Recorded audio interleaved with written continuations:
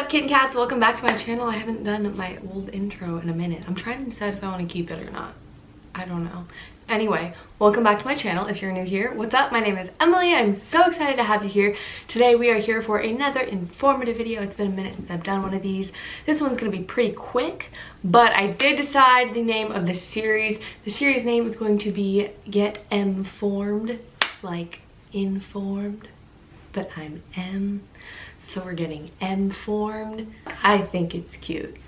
Is it cute? I think it's cute. So there were a couple people that used that, so I'm gonna try and be fair and try and see if there's timestamps on the YouTube comments and just choose whoever said it first. So that's how we'll do the little giveaway. I'll pop the name up on the screen of whoever is the winner. And yeah, because I said in the last informational video, whoever came up with the series title, I would send them a little gift card. So your name will be on the screen. Make sure you send an email to info@emilyduncanfitness.com with your info so I can send you the gift card. For today's video, we are here to talk about mostly just habits. So I think it's very easy to get caught up in talking about, oh, well, how many carbs should I be eating? How much protein should I be eating? How many calories should I be eating? You know, how much cardio should I be doing? What should my training split be? All that stuff. And yes, all that is very important. Those are some key components to physique progress, whether it's muscle growth or fat loss or whatever your goal is, getting stronger, whatever it is. Those are all key components. But when it comes to a fitness lifestyle in general, and you guys have noticed on my channel more and more recently, I've been talking about overall health, not just the physique side of things, which thank you for the support with that. But with overall health, a lot of it comes down to behavioral change and habit change. And so, I mean, yes, it's important to talk about macros, but if, say for example, if you followed macros for however long, and then as soon as you got off macros, you just went back to your old ways and lost all of your progress, like you didn't create any good habits. You didn't create healthy habits. Otherwise, those would have stuck with you after you stopped tracking macros or following your meal plan or whatever. And I feel like that happens to a lot of people. You know, they're either 100% on or they're 100% off, and they're using whatever plan they're following as a crutch and not as a tool. Whether it's a dietary strategy, whether it's a training protocol, whatever you're doing, there needs to be some kind of healthy habit created so that it becomes a tool for learning and not just a crutch. So we're not going to talk about macros today. We're not going to talk about training. We're not going to talk about any of that like numerical stuff, and we're just going to talk about habits. And I'm going to put a little bit of science in here because that's what I do. That's my thing. So without further ado, here are 5 quick, easy, free habits to help make you a healthier person. Number 1 and 2 are both eating habit and eating behavior related. So there's some really interesting behavioral studies done on people and eating and food and stuff, and I by no means sifted through every single thing. I did not do that, not even close. But there's definitely some data out there, and there's definitely anecdotal data that I've seen in myself and with clients and with people that I know that show that our habits around eating have a big impact on the outcome that we get. You've probably heard these before, but just to reiterate, I think they're very important, and there's something that I have to constantly remind myself of too. We get so busy. Our culture is a very busy culture, and we need to learn how to slow down. Before I get into that, look at the French. There is this thing called the French paradox. The French eat whatever they want. They eat wine, they eat bread, they eat cheese, whatever. You go to France, all the people are, and they don't really exercise that much. Like, they enjoy their food, but they're very like skinny people. And so then you look at our culture, and we have a very diet-minded culture, but we have one of the most overweight cultures and obese cultures. There's a cultural difference here, and it's like a phenomenon. So the French paradox, they eat what they want and they're skinny and healthy, but we have all this diet crap going on and we're still not healthy. So anyway, think about the French paradox. But first habit is, if there is food in your mouth, there is not food in your hand. I know this is a really bad habit that I have. If I'm sitting down to eat dinner, like I'll put a bite in my mouth sometimes, and then I'm already like scooping the next one out as I'm chewing the one that I just put in my mouth. Like, that's not a good habit. A lot of this is encouraging mindfulness when you eat, so not eating mindlessly. So putting your eating utensil down, whatever, when you're eating one bite, you know, helps you be present with that. and it helps you be present with it. It helps you enjoy it. And it also, you guys probably know this, the more you chew your food, the slower you eat. Obviously it takes about, I think it's about 20 minutes for you to feel satiety from a meal. So if you're wolfing your food down, you wolf it down within 3 minutes, you're obviously not gonna feel full. So you're just gonna be like, oh, I'll just keep eating, it's fine, I'm not full yet. And then once that 20 minutes does hit, you're like, oh, dick. Food in your mouth, no food in your hand, unless you're like holding an ice cream cone or something where you have to hold it. Then obviously that's an exception to the rule. Another one, this one I'm very guilty of. 2 would be don't eat and multitask. So don't eat and watch TV, don't eat and talk on the phone, don't eat while you're in the car, unless you're just like in the passenger seat where you can be like present with your food, I guess, I don't know. But we have a problem, like don't eat and read, don't eat and whatever. Like unless you're out to dinner with someone, then obviously you can eat and have conversation. But I think on the whole, we have this problem where we're always running from place to place and we're trying to shove food in our mouth and study for our exam at the same time, or like type and do a little bit of work on the computer, then eat a little bit, then type and do some work on the computer, then eat a little bit. Whatever it is, we have a big problem, or eating and watching TV. You know, we have this big problem with eating and multitasking, eating and doing other things, and that prevents mindful eating. And there are studies showing, I'll pop one up on the screen. It's difficult to do these kinds of studies because the participant retention is very difficult, but there's one study that said we potentially make over 200 food-related decisions in a day.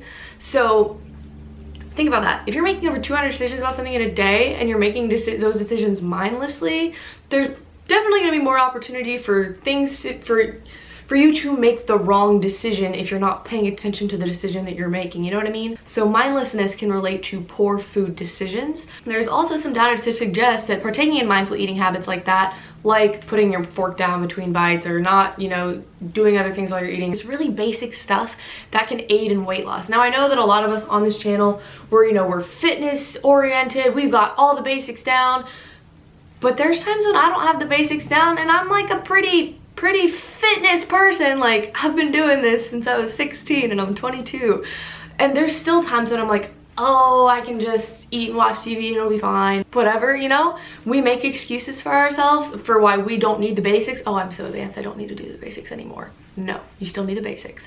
So if you catch yourself, you know, eating and watching TV at the same time, especially if you're not somebody that, you know, like if you're somebody that's not necessarily on a particular diet or you don't track your macros or anything like that, if you're just like reaching your hand in the popcorn bag and just throwing it back, or like throwing your hand in the chip bag and just throwing it back without any sort of idea portion sizes, then you can be setting yourself up for like a lot of calorie intake. Like, example, I tweeted about this the other day.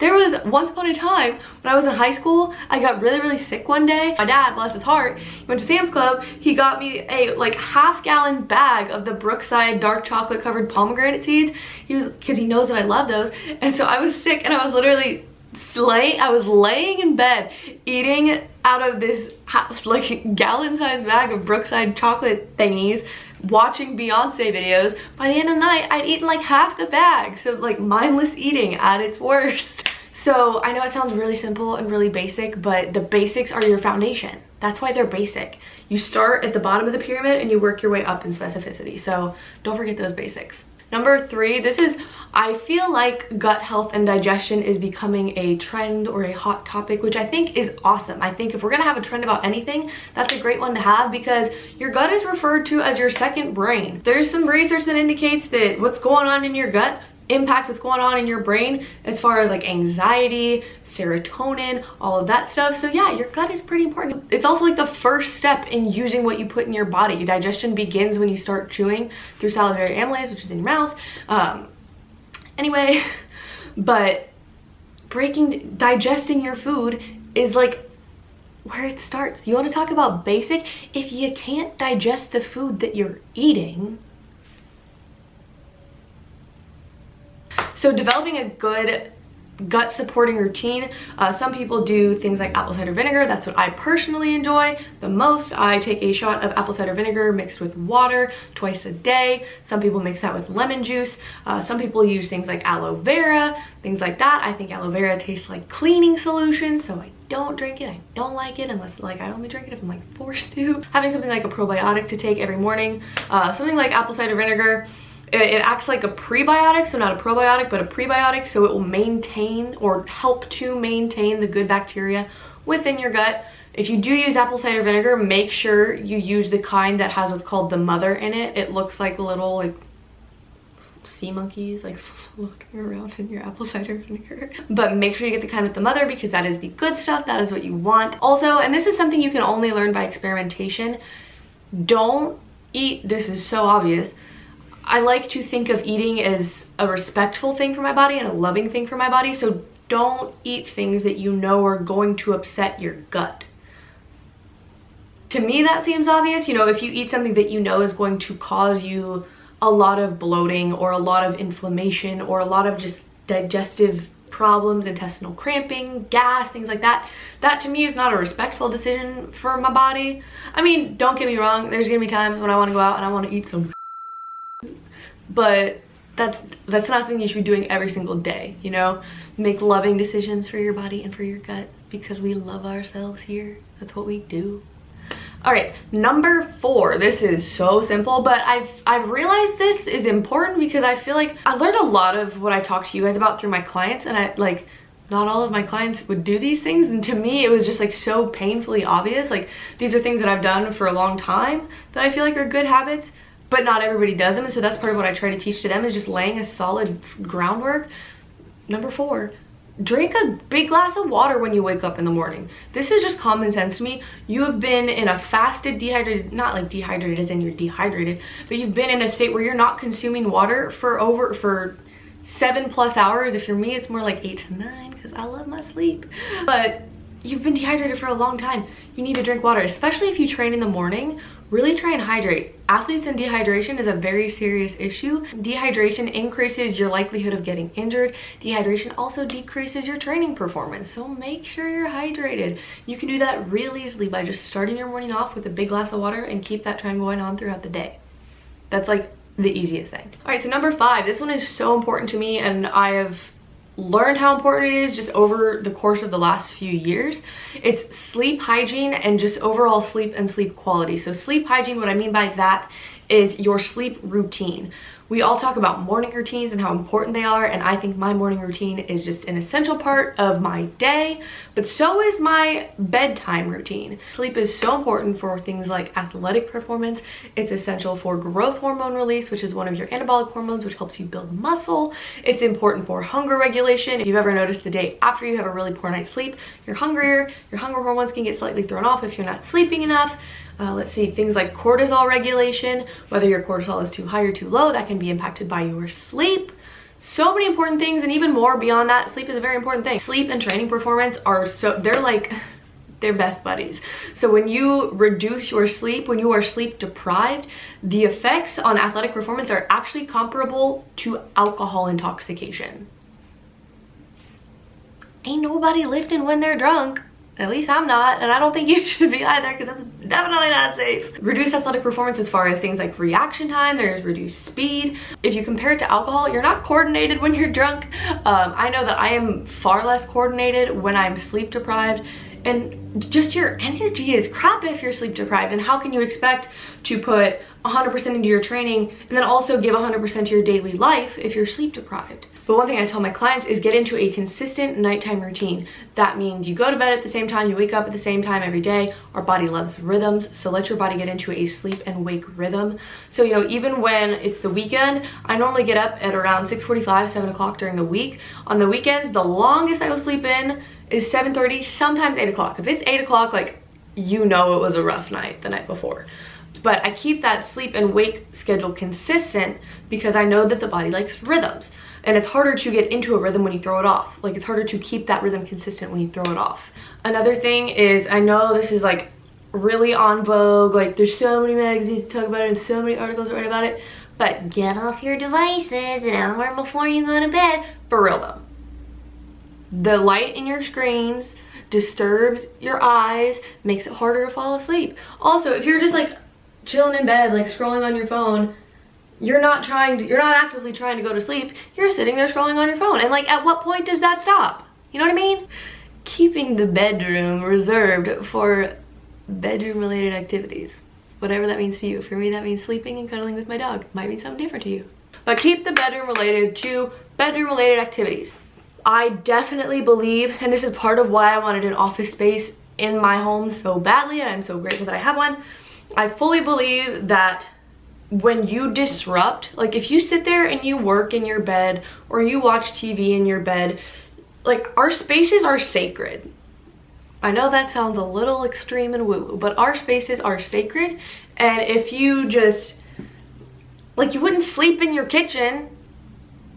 No, I'm not gonna eat dinner in my bed. I'm not gonna work in my bed. I want my room to be a relaxing and sleep focused place. Also, I just find it really helpful if I have a solid routine every night before I go to bed. So eating, taking Luna outside, reading, taking off my makeup, washing my face, then going to bed. Really, really easy, really, really simple. It's something you can do every single day. And so having that routine, it lets my body know, hey, we're about to go to bed. Let's start winding down. Let's start calming down. Let's chill.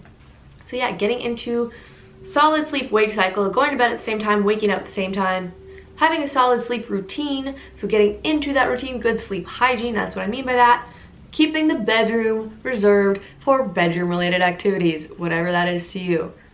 All right, you guys, so that has been my video. 5 free, easy tips to help make you a healthier person. So to recap, 1 and 2 are habit related. So 1, if there's food in your mouth, there is no food in your hands.